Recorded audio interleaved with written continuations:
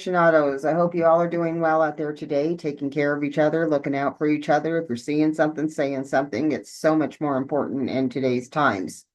Um, if it isn't for people speaking up, our word would be definitely a different place. And thanks to the people that do, like Autumn Brooks, grassroots law changer, life would be a lot harder for the average citizen. I just wanted to recap the removing of Christian Glass, which occurred on June 11th of 2022 in Clear Creek County, Colorado, near the town of Silver Plume. And I live in Empire, which is just one town down from the Plume. It was approximately 12:30 a.m. Christian Glass, about 22, or aged 22, was driving alone in a vehicle on the evening of June 10th, when the vehicle somehow or another went off the road. Unable to get it back on the road, he called 911 for help at approximately 11:20 on June 10th. The police then arrived. Glass may have had some form of mental situation going on, distress. He just wasn't feeling it. He was in a bad predicament. And when the law enforcement officer got there, Glass refused to get out of the vehicle. When the officer with weapon drawn, I don't know why that happened so immediately, asked him why not. He replied, "Sir, I am terrified." Now, if that doesn't tell you a whole lot right there, then what does? The police tried for over an hour to get Glass to leave the vehicle. And of course, remember, he's under mental duress right now. Eventually, they broke the window of the vehicle, shot beanbags at Glass, and then tased him. Now, sometimes tasing doesn't work, especially when you're just like filled with adrenaline, like he probably was. Glass turned towards an officer while holding a small knife and then attempted to stab himself. Not hurt the officer, but in entertaining the idea of hurting himself. Glass was then shot. I repeat, Glass was then shot 5 times with the handgun by Clear Creek County Sheriff's Deputy Andrew Buin. Glass died on scene. On May 23 of 2023, Glass's family settled with several Colorado local governments to the tune of $19 million. The largest settlement for a police offing in Colorado history. In addition, the Clear Creek County Sheriff's Department will be required to establish a crisis intervention team and train the entire force in crisis intervention by the end of 2024. That is really important because obviously there may have been signs of trauma showing on both party sides. I'm not just saying one, and these issues may have been ignored as far as the officer is concerned. And that's going with the conversation that I had with Autumn earlier. Glass called 911 at 11:20 in his nearly 25-minute phone call with the 911 operator. He said that his vehicle was stuck in a really bad way. "I need immediate assistance, please," adding, "I will not be fine on my own." He told her that his vehicle was stuck in a trap and that he was coming off of a depression and he was worried about skinwalkers. He said that if I got out of the car, I might be in danger, and that he loved her being on the line with him while he was frightened. So it's already established that he's got a lot of situations going on here. He's scared. He's alone. It's dark. I can't even imagine. He also told the 911 operator they had 2 knives, a hammer, and a rubber mallet in the car, which he had which he had utilized as an amateur geologist. He said he would throw them out of the car as soon as the police arrived. He stated, "I'm not dangerous. I will keep my hands completely visible. I understand this is a dodgy situation." Now, was that building up the situation for the officer? I have no idea. I mean, come on now. You're just stuck and you need to be pulled out. That doesn't seem like a dodgy situation to me. The episode was recorded on police body cams. When the police arrived, they directed Glass to get out of the car with their hands on their guns. Glass refused, saying that he was terrified. He repeated the offer to throw knives and mallet out of the car, but Clear Creek County Deputy Andrew Bune told him not to and directed him to get out of the car. Glass put the keys to the vehicle on the dashboard and kept hands visible. He threw the knife to the side of the car, which makes him, and not a threat at that point in time, I wouldn't be thinking. For the next 70 minutes, police tried to get Glass to get out of the vehicle. He said that staying in the vehicle was the only way he could be safe. Again, signs of mental trauma. More police officers arrived until eventually officers from 5 different services were present, including police from Georgetown and Idaho Springs and the Colorado State Patrol. At one point, an officer threatened to break the window of the car. Glass was seen praying with folded hands. Dear Lord, please don't let them break the window.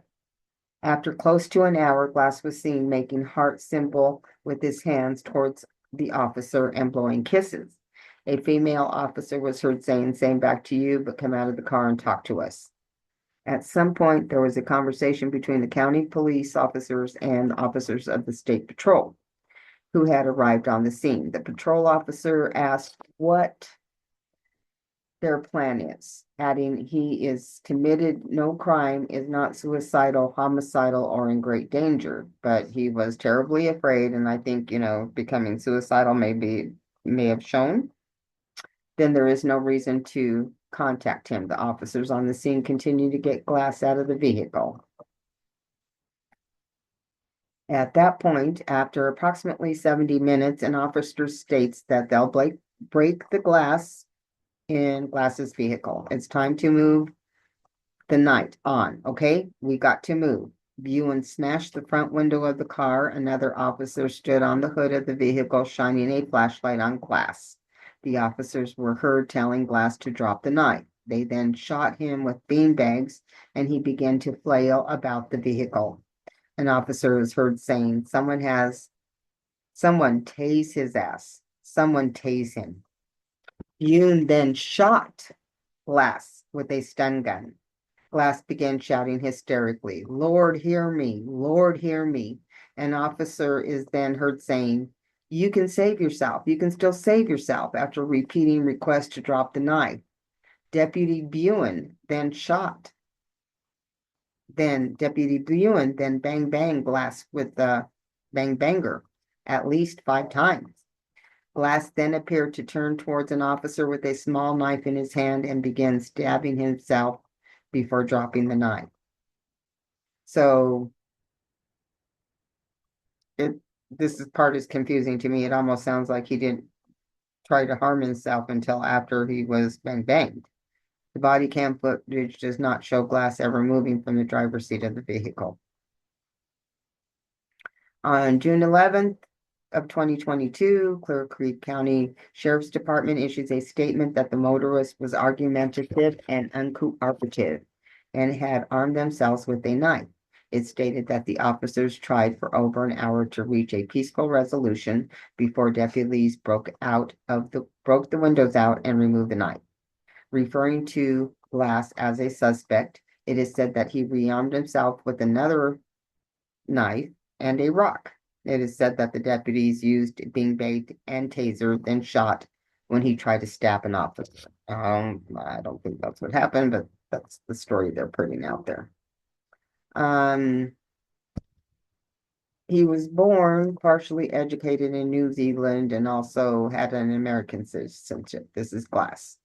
On September 13th, his parents had a press conference, and they referred to what happened as the big M word, by a Colorado official, and are calling for charges to be laid against police officers who are responsible. His father, Simon, stated that the press release issued by the sheriff's department after the killing was false in almost every respect. He said they only had learned how much the police had left out when police released the body cam videos to their lawyers. He said it was dark and he was very worried. He had trusted the police to come and help him. Instead, they attacked him and offed him. Simon also said the killer shot Christian 5 times just to make sure. I lost countless hours of sleep to the nightmares that make me sick. His mother, Sally, stated that It was the police who had caused the situation. It was the fact that 7 police officers were pointing bang bangs at him. I don't think it would have gotten him out of the car. She mentioned that her son was taking prescription medications for ADHD.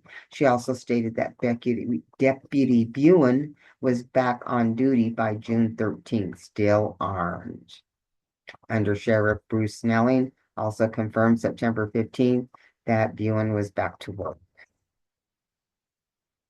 The autopsy determined that there had been 6 bang bangs, superficial sharp force injury to the neck, torso, and extremities, blunt injuries to the head, torso, and extremities, puncture sites to the torso, which matched an electroshock weapon barbed recovered from the body bag. Autopsy also found Glass's body alcohol level was 0.010, along with some THC amphetamines in his systems as well.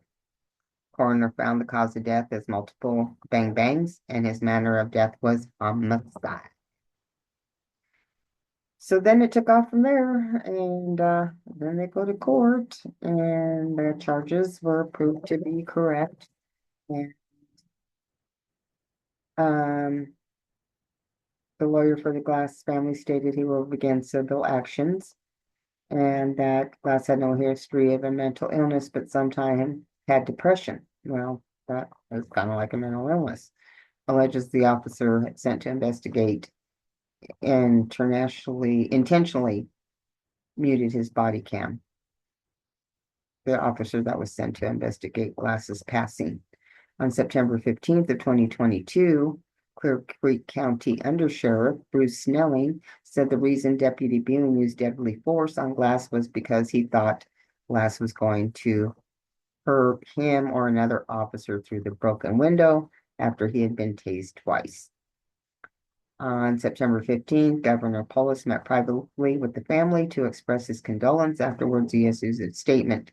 The unspeakable loss and grief Sally and Simon Glass are living is the worst nightmare of every parent. This tragedy should never have happened. Colorado mourns for the loss of Christian Glass's life. In response to media requests, Clear Creek County Sheriff's Office has stated that there has been no disciplinary records relating to Deputy Buin.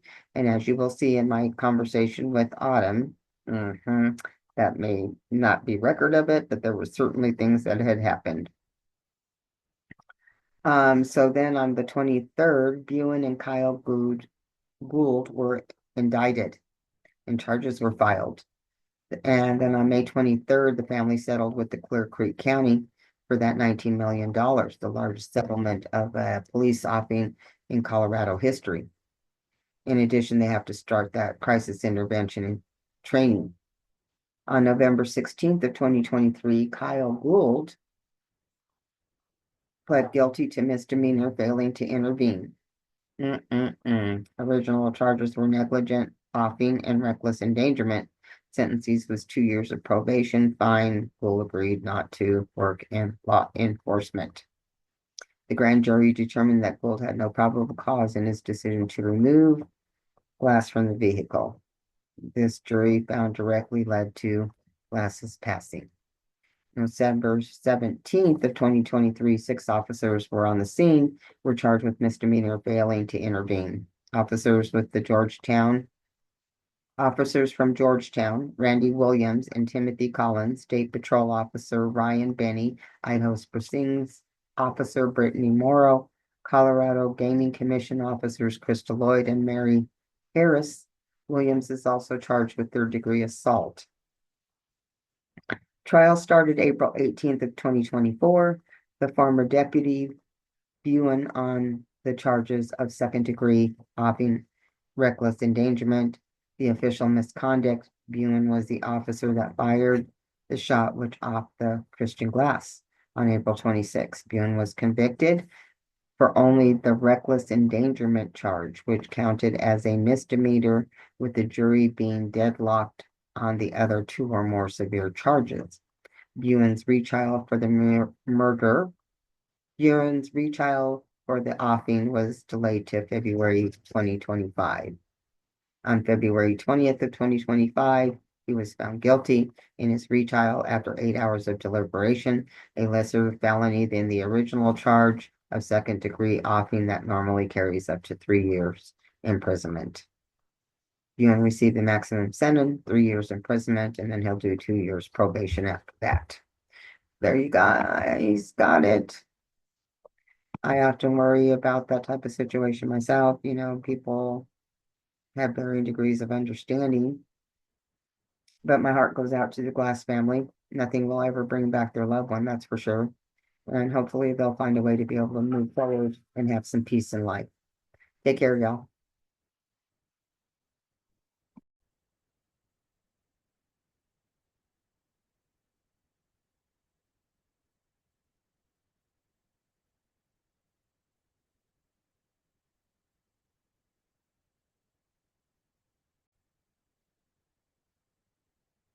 Good evening, my true exclusive.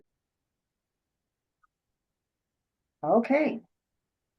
Good afternoon, my true schools aficionados. I wanted to follow up on a case that we had discussed previously. I have Autumn, a friend of mine here, but very much a grassworks worker here in our community, very loved and adored and needed. So she's kind of, been here in town, grew up here where I kind of moved in. So she has a lot of background on it as well as a lot of knowledge just in general. So I wanted to follow up on the Christian Glass case. They just recently had this sentencing for the law officer that was involved. And that is what we are going to talk about. So, Yep. Autumn, what have you got to Yes. say on the subject now that this has all been completed? Well, I think that first and foremost, this case is highlighting where we still have work to do. I believe a lot of people uh, in society at this moment who have followed the Christian Glass case believe that this is a miscarriage of justice, and I agree. Right. The reality is we had a cop who, as even the judge stated, might have been outside of working hours. The salt of the earth type person, the guy that would give his shirt off his back to somebody in need. But when he got to work and he had that uniform and he had that badge, it was a whole other person. It was then about power. Absolutely. And that was not the And first incident either, right? right, there a year before um the time of uh, the Reform Act. Mhm. A year before that, there was an incident where the officer had attacked an inmate in federal custody in our jail. That inmate then received a hefty settlement, and that was on his disciplinary records.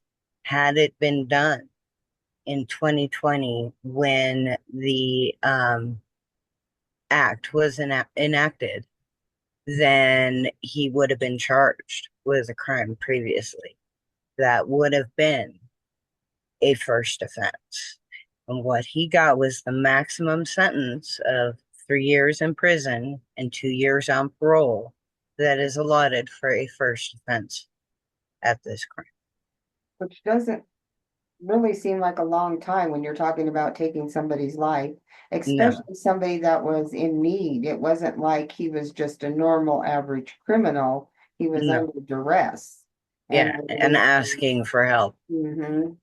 And instead of getting help, he was He got his evicted. worst fear Mhm. realized that even he said was his fear.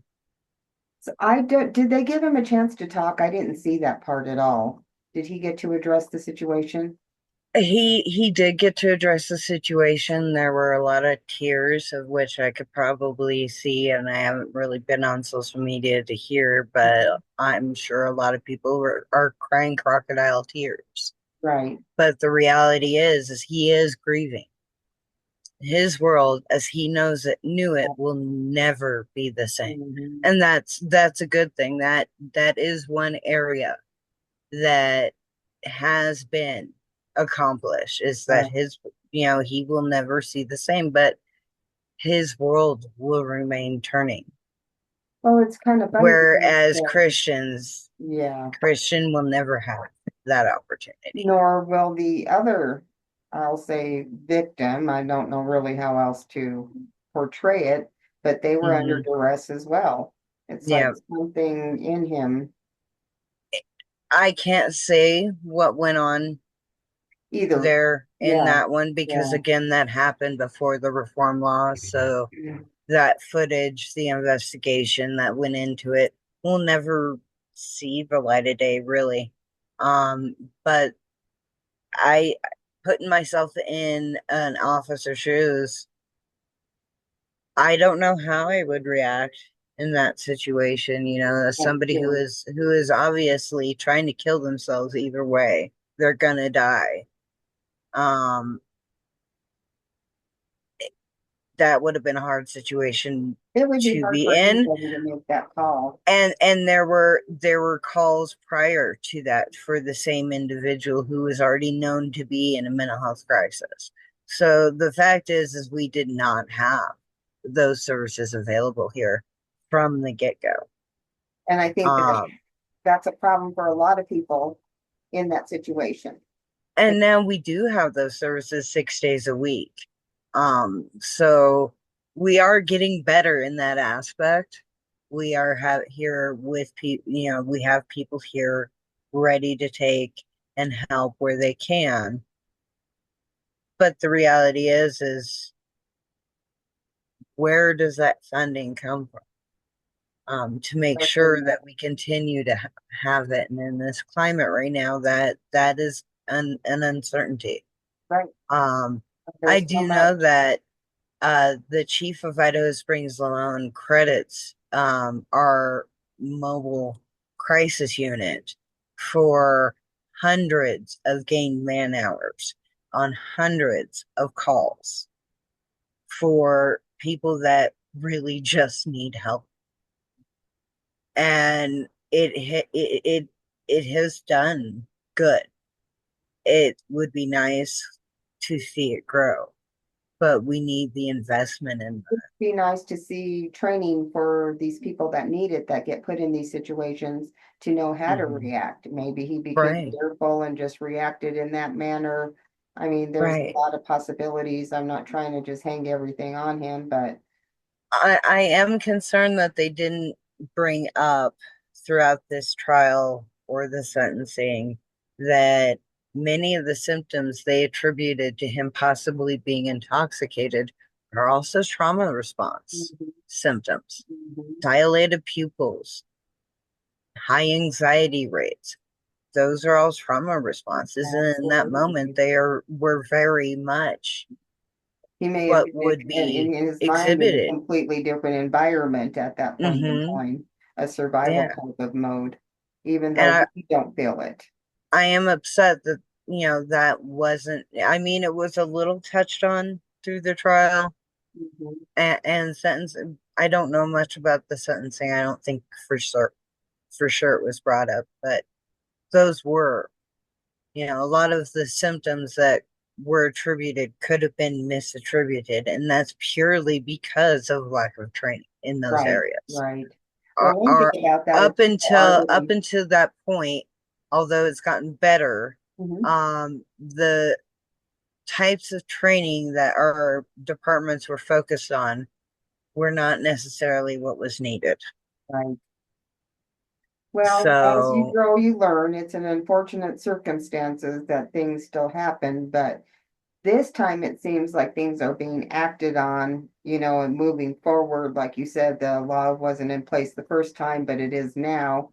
Had it been there, you know, would it have been, and it, yeah, it it would have been a factor. I mean, they would have more than likely been charged. Whether or not they were convicted, don't know. But according to their disciplinary, they had to do X, Y, and Z, which indicates some level of guilt.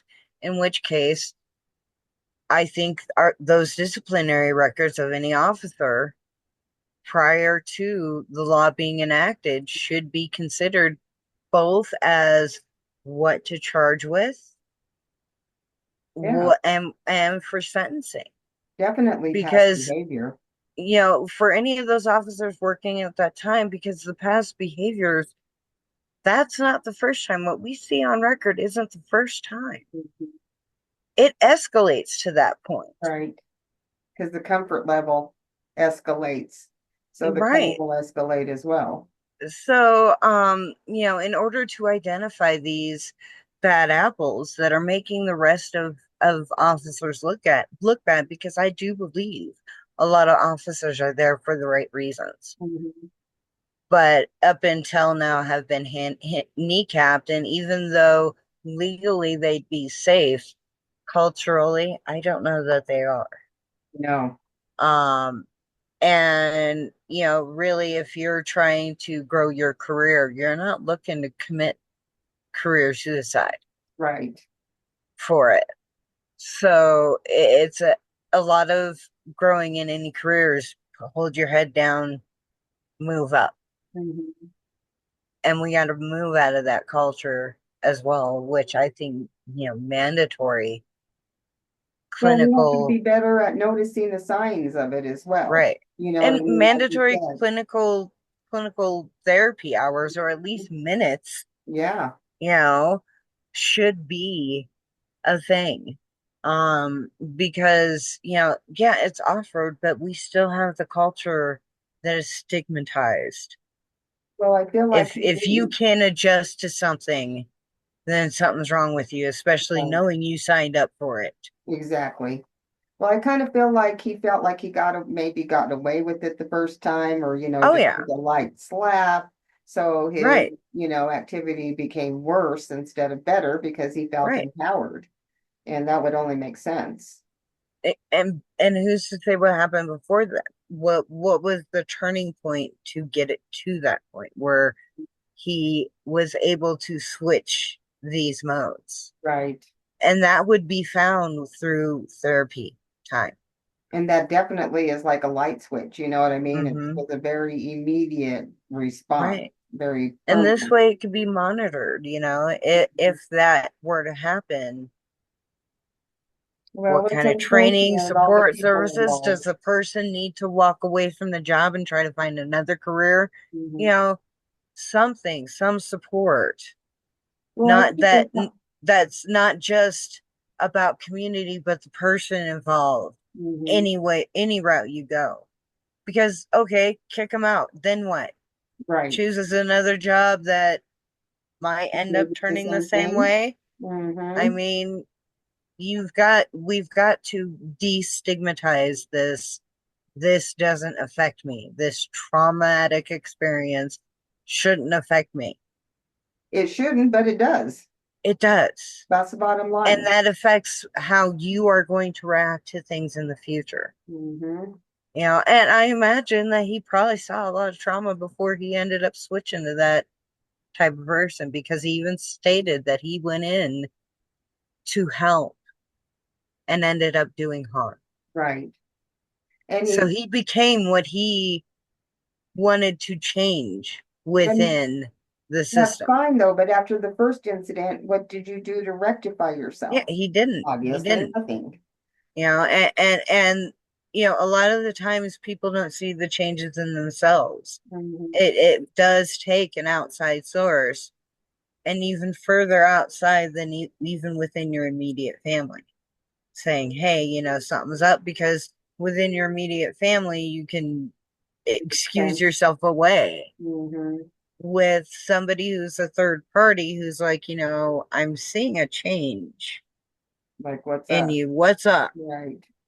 And it's harder to mask that for those kind of people. They didn't do anything to get any help to him or anything like No, that after the first incident. no. So things just And he's continued not, to. I mean, these services are offered, but Mm-hmm. they have to take the first step. And when Right. you live in an environment where that first step can ostracize you from this whole body, Mm-hmm. Then you're not willing to do it. no. Yeah. I mean, So if if you make it the norm, mm-hmm. it's not gonna seem as bad, even if you're suggested it from those mandatory times that you should probably go in, da da da, more minutes, Right. more time, more, then they could work out a way to make that possible Mhm. without somebody feeling like they're ousted, Right. and painting that target on their back until But this then is there's no normalized. winners. He Until doesn't this is win. not, yeah, His nobody family, wins. nobody Everybody loses wins. this way. Yeah. The way we have it set up, I mean, it's better than it was. We Hmm. are seeing the results of what that bill brought. Right. It is getting better, but we're seeing how bad it actually is. Right. And it's shocking. It is very shocking. But like you said, at least there's changes being made. It's unfortunate that bad incidences have to happen to make this kind of change in the world, but at least change is Unfortunately, being it's a made. way to open people's eyes, and Hmm. it's absolutely heartbreaking. Some people have to experience it or see it in order to feel like they're ready to change it. But Hmm. my heart definitely goes out to Christian Glass and his family and the law officer. I hope things rectify themselves with him as well, because I'm Yeah. sure. And they did not get the justice they Oh no. deserved. The But sentencing, I don't know if I would have been his family, I would have been so enraged. I'm sure they were. It was heartbreaking to hear them and to hear how traumatized they were. They weren't even there. I know. Not how traumatized they were, how traumatized they still are. Right. And will they recover from that? Probably not. Is he We going don't to know. recover from that? Well, let's see Probably what happens. so. I think so too. And He he'll will probably recover a find whole another lot better way. than they might. Mhm. The judge acknowledged that, when you leave here, you're still employable. That's what I'm saying. At least I hope whoever employs him doesn't allow him to be in the same position. There's got to be a No. way to stop that. But Yeah. now with this on file, hopefully not. I hope, that he shouldn't be able to get post certified anywhere else, or the equivalent thereof. He Yeah. shouldn't be able to do that. But in a It matter is of now 5 a years, record. It's yep. now on record. I mean, Mhm. it's not ever going to go away off his record. So, It is what it as is far now. as I know, Hmm. you cannot be employed if you have a felony arrest for Right. violence. Yes. There you go. Well, I wish him, I don't believe that's in any state. yeah. Well, I wish that he comes to terms with what he did in the best And way I hope possible. he comes out on the good side Right. outside of that. Best way we know how to get through it. Hmm. Well, okay, Autumn, I'm glad we got to catch up on this. I'll post a tag on our previous conversation when we did the first show about it, and then this will Okay. be like the final on it. But thank you for participating, and thanks Thank you. I for appreciate really you. voicing your opinions because that really needed to be heard. And Thank thank you. you. Okay, All I'll right. talk to you later. Okay. Bye Bye. bye.